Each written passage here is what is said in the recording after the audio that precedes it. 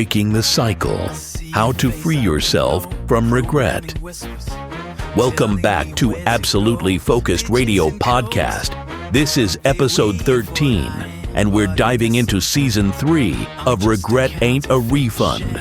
If you've been following along, you know we've been peeling back the layers of regret. What it is, how it affects our lives, and how it shows up in relationships, family, friendships, and even work. But today, it's about solutions. It's about taking back control. Because regret doesn't have to own you. You are not your past mistakes. You are not what didn't happen for you. You are bigger than the pain, and you can move forward. Introducing Thabudd Nelson, your sobriety buddy. He's joined by the amazing Jane Marie and the rest of the Sobriety Crew, because this conversation needs the full squad. Let's get into it. Breaking the Cycle: How to Free Yourself from Regret.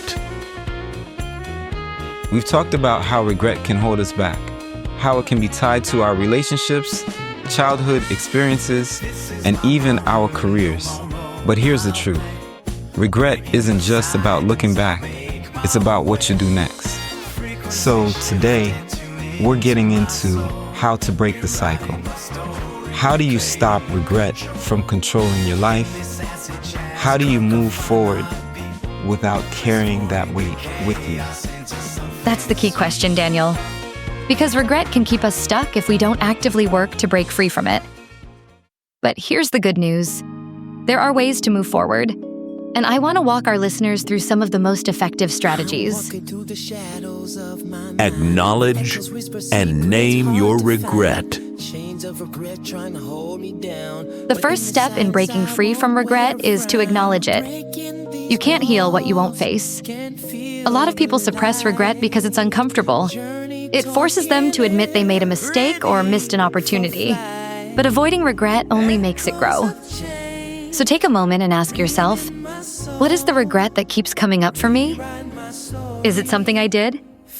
Or something I didn't do? How long have I been carrying this? Write it down. Say it out loud. Own it. Because the moment you acknowledge regret, you take away its power to control you. That's real. I've had to do this myself. I've had regrets about past relationships, business decisions, even how I handled certain friendships. And I realized that as long as I ignored them, they kept showing up in my thoughts, in my decisions, in my energy. But the moment I admitted to myself, yeah, I regret that, I felt like I could finally move forward. Forgiveness. What you know, you can't unknow. Forgiveness is hard, especially when you know what you know. You can't unsee certain behaviors. You can't unknow the truth when it finally reveals itself. And let's be real, sometimes people don't even recognize the damage they've done. Why? Because they were taught that behavior. Some folks grew up seeing manipulation, emotional neglect, or even outright cruelty as normal. And by the time they realize it, by the time life humbles them enough to see it, it's too late. The damage is done. Now, let's be clear. Not all family, not all friends, not all coworkers, and not all bosses are guilty of this. There are people who truly have your best interests at heart. There are people who support you and want to see you win, but let's be real. There are also those who only show up when it benefits them. And when you call them out or set boundaries, suddenly you're the problem. And here's the real kicker. Some people only start appreciating someone when they're gone. They wait until that person is no longer here. And then they want to reflect, to apologize, to wish they had done better. But if they even remember that person at all, how do you think that makes them feel? Nobody ever thinks about this.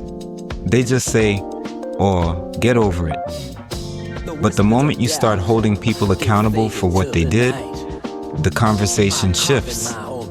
Suddenly, you're the one making a big deal. Suddenly, you're living in the past. And if you're in recovery, now it's a whole different subject.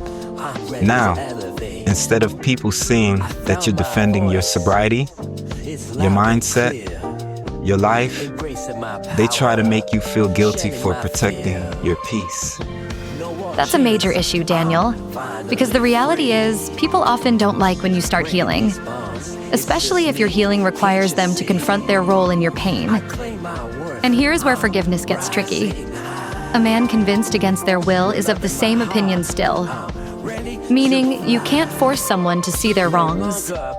You can't make someone acknowledge your pain. And you definitely can't wait around hoping for an apology that may never come. Forgiveness at its core is not about them. It's about you. It's about choosing to let go of the anger, not because they deserve it, but because you deserve peace. Not all people will understand the weight of what you carry, and not everyone will validate your pain. That's why forgiveness isn't about waiting for them to change. It's about freeing yourself, regardless of what they choose to do. Generational change. Breaking the cycle. This is about more than just personal regret.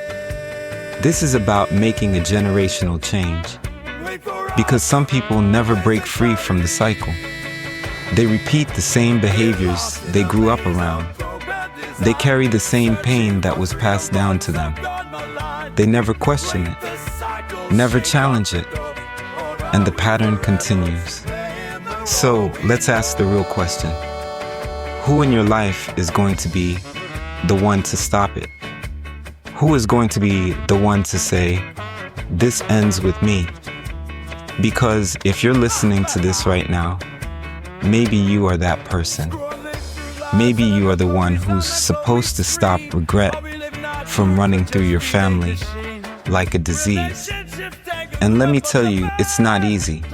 People don't always like when you decide to change.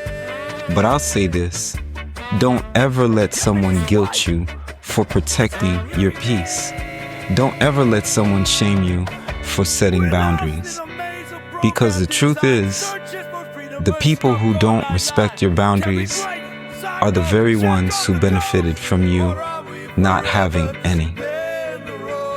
Motivational moment with Marcus, the motivator. Hi, listen up. Regret ain't a refund. You don't get those years back, and you can't force people to see what they ain't ready to see. So stop waiting for an apology that may never come. Stop waiting for people to appreciate you when it's convenient for them. Live your life now. Choose peace now. Choose you now. Because the past is done. The future, wide open. Move different. Heal different. Be different. And most of all, stay awesome. Closing thoughts and affirmations from the Sobriety Crew. Regret is a part of life, but it doesn't have to define you. You can acknowledge it, learn from it, and use it to grow. And if nobody told you today, you're doing better than you think, and you deserve peace, no matter what's behind you. Now, before we close, let's hear an affirmation from the Sobriety Crew. You are not your past. You are not your mistakes. Every moment is a new opportunity to write a different story. Choose growth over regret. Regret ain't a refund, so don't waste your energy looking back. Take that energy and put it into your future. Keep pushing, keep growing, and most of all, stay awesome. That's it right there.